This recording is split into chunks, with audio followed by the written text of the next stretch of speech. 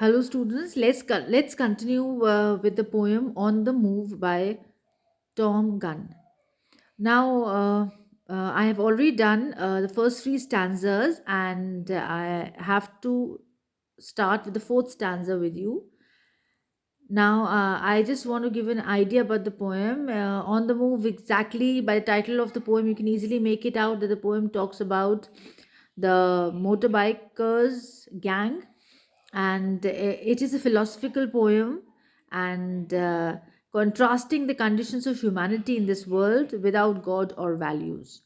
So basically, this poem deals with the detachment of these bikers from society and from values, and also highlighting and focusing on the lost generation uh, of directions of this age. Now, the fourth stanza, let's go through the fourth stanza.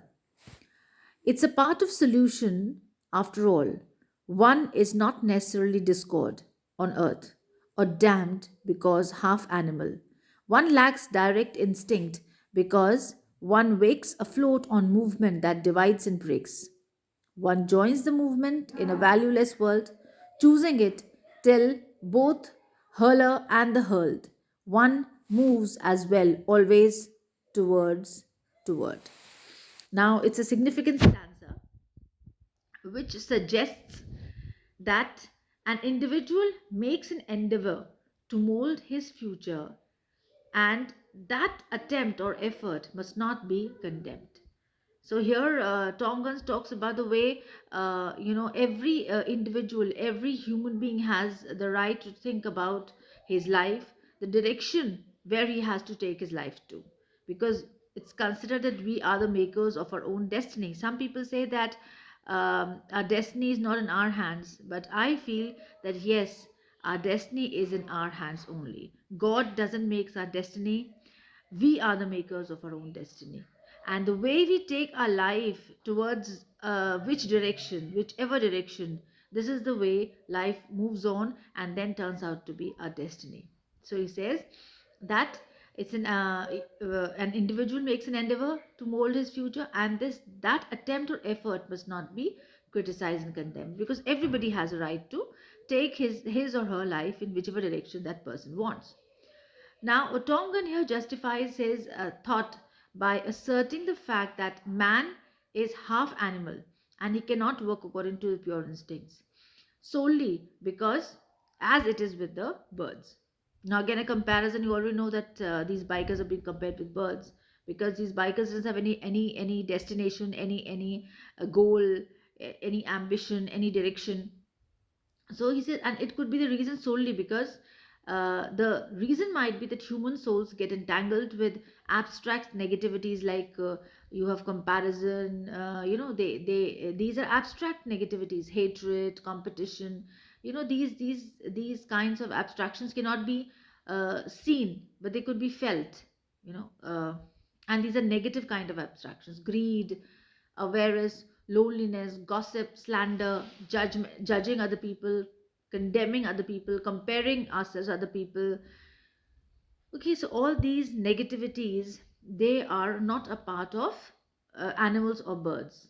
So that's why in such a way we can say that they are pure, that it doesn't acquire or imbibe such impurities in their minds. So in one way we can say that it's a boon, another way we can say it's a disaster, because man has ample opportunities for self improvement, self growth, because God has given a man a mind, and such a powerful mind that he can use it for his own, um, you can say, improvement or for his own destruction.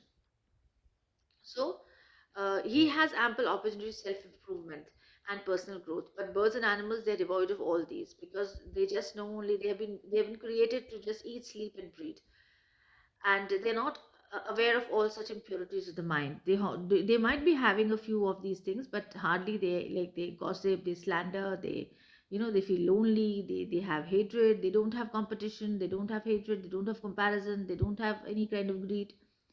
But man has to be decisive. He has to come to a decision about his life. He has to take decisions. He has to be aware of the pros and cons of every situation, every decision that he's trying to take. He has to analyze, he has to balance. So there are lots of things which a man has to do in his life. Now, the bikers here move without any target or destination.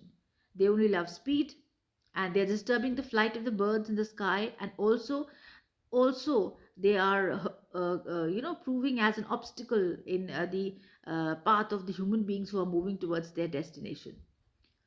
So speed always invites accidents and thereby loss, and these bikers are addicted to a kind of a strange adventure, a kind of an absurd adventure, which they aren't able to understand, and it has disastrous consequences.